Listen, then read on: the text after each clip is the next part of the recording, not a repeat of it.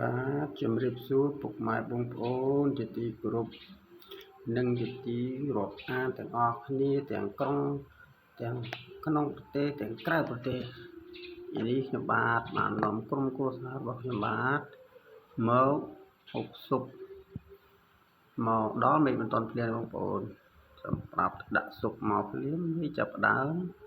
បងអុលមកភ្លាមមកត្រជាក់ស្រេតមកប្រហែលជា3ជាងទេបងប្អូនតែបើភ្លៀងទាំងថ្ងៃកូនខ្ញុំបាទហ្នឹងម្នាក់ស្គមអសនេះឈ្មោះរបស់ខ្ញុំបាទគ្នាឲ្យតែលឺថាហូមកហូបស៊ុប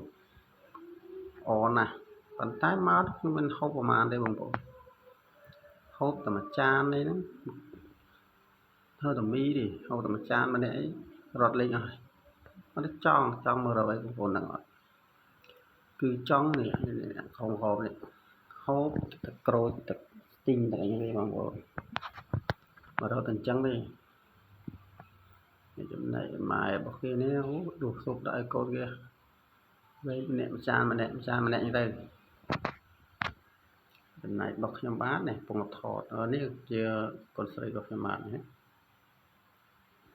ឈុតក្រហមហ្នឹងបងប្អូនពងគោចាណាកោដែរណាបងប្អូនជុំគ្នា3នាក់បងប្អូនហ្នឹងមិនបាច់ទេគឺវល់ពេញហ្នឹងហ្មងកន្លែងហាងហ្នឹងវល់ហ្មងចាំចិត្តចុងទៅខ្ញុំប្រាប់ទីតាំងបងប្អូនខ្ញុំមិនបានដាក់ទីតាំងឲ្យច្បាស់លាស់ហើយទេប្រាប់អាសយដ្ឋានត្រួសទេកន្លែងស៊ុបរបស់គាត់នេះឆ្ងាញ់បងប្អូន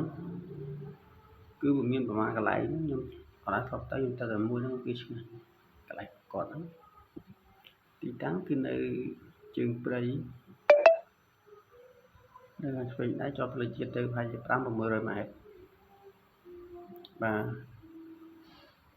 ចុះទៅប្រហែលជា500-600 ម៉ែត្រជើងព្រៃគឺប្រទេសខេត្តកំចាមបាទអរគុណសូមគ្រប់លា